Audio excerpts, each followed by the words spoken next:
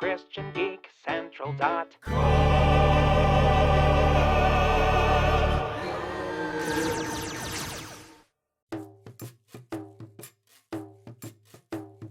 Do you like games? I like games. Do you like games too? I like games too.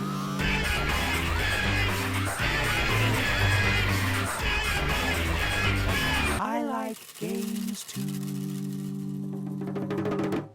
Okay, now I think I've said before how much I like Castlevania Symphony of the Night.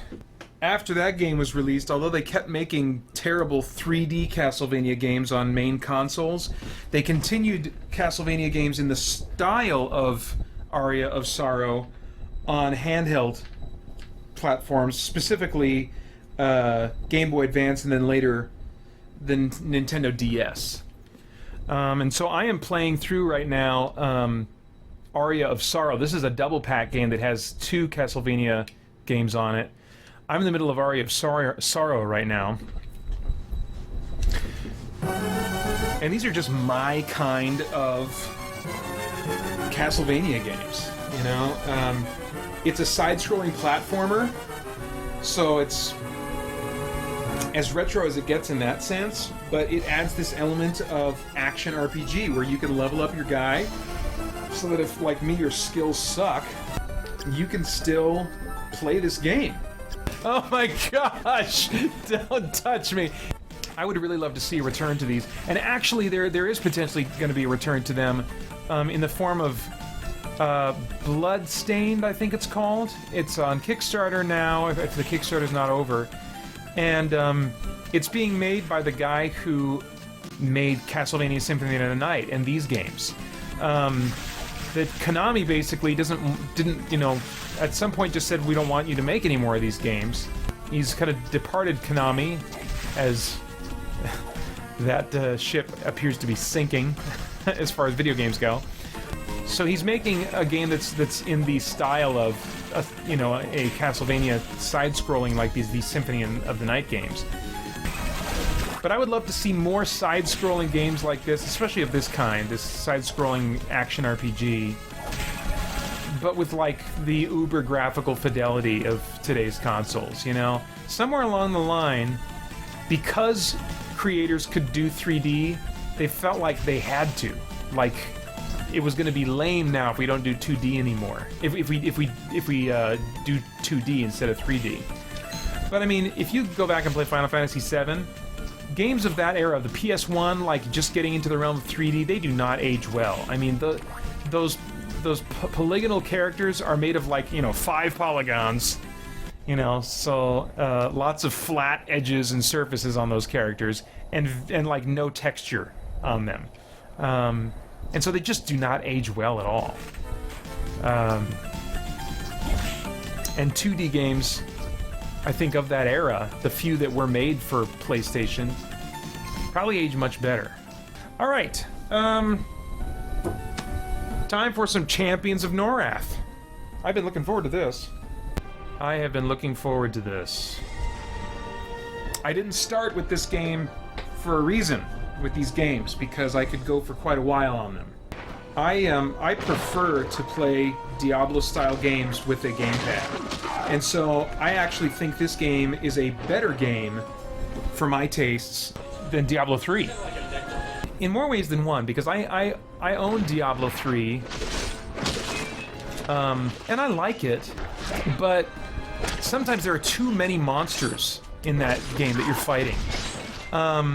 And yeah, at first it makes me feel powerful, like, oh my gosh, look at all these monsters, they're just swarming me and I'm just blowing them away, and you know.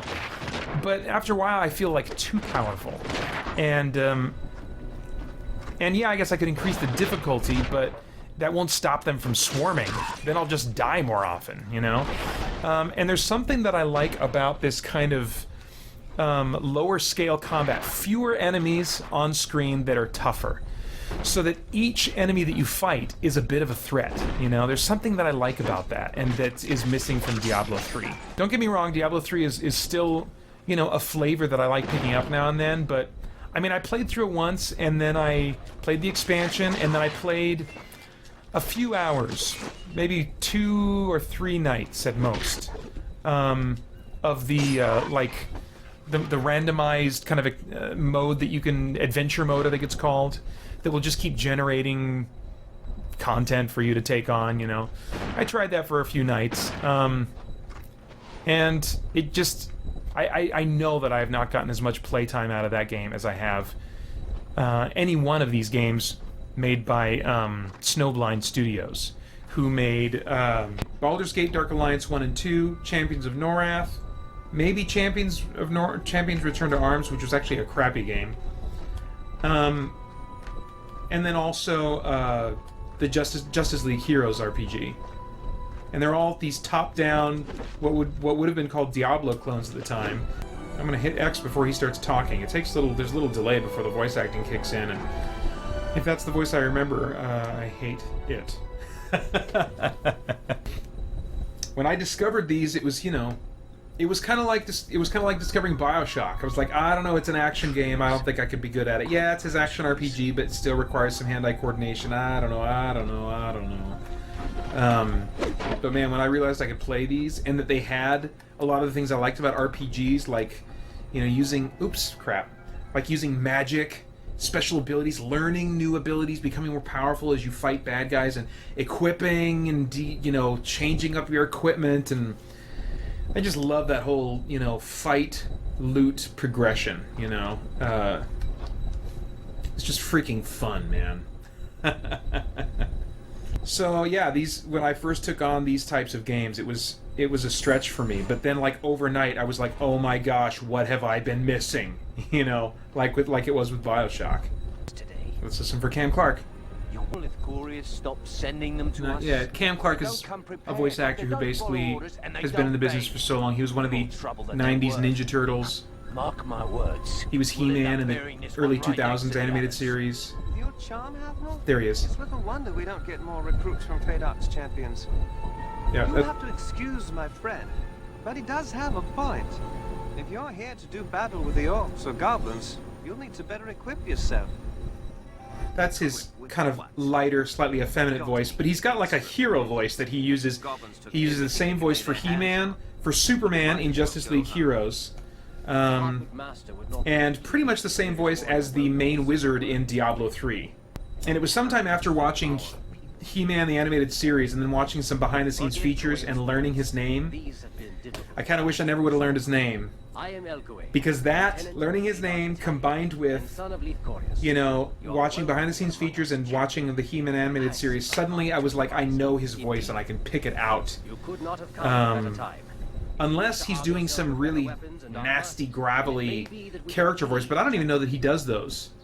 He might just get hired to do these more kind of like, you know, mainline voices. Oh my gosh, it's so good I didn't start with these games. I could play them for so long. Yeah, I apologize again for the graphics, because what you're seeing probably looks like a bunch of pixels vomited on the screen, but what I'm seeing is really nice. This really holds up well, especially if you have the composite, or component maybe is the word. I don't know. It's the one that has like the green, blue, and red for the picture. Man, I didn't know what I was missing out on until I bought those cables. And for my PS2, I had trouble getting those cables to work all the time. The signal, apparently, and this is, I guess, a problem with PS2s, at least some of them, maybe the oldest ones, like I have, the signal isn't strong enough for a lot of modern HD TVs. So even if you have those higher def cables, sometimes the image will not show up at all. Like, this won't even play. I don't even get a signal on our newer TV downstairs, but the one up here in my office, I'll get a signal, but it'll sometimes cut out to black for a little bit. But I discovered that running it through my capture device, I think it must boost the signal, because then when the capture hardware on the other end spits it out to an HDMI cable, which then I run to the TV gets this great signal that never cuts out on me. I just keep my capture hardware plugged in all the time. even when I'm not recording or streaming, so that I can plug in my my PS2 to it and get this nice picture that doesn't cut out on me. I think I was supposed to lead these guys to safety or something. Does this hurt me? Oh, dang! All the souls have died. You must make sure at least one soul makes it to the plane of air. Oh, that sucks. I freaking hate protection missions. Hate it. Hate it. Because I have to work hard enough just for me to survive. Sometimes AI can just be stupid for the people you're trying to protect, and they will charge into battle, and I'm just like, what are you doing? Programmers, do not put a protection mission in your game unless the person we're protecting has great AI. It's just stupid and frustrating. Look at that. Oh, not only that, it's a failure state. So what does that mean? You send me back to when I last saved my game? Okay, yep. Alright, that makes it easier to quit this game. Alright, moving on. Oh, I forgot to change the console. The Champions of Norrath was not a Game Boy Advance game, it was a PlayStation 2 game. Sorry about that. ChristianGeekCentral.com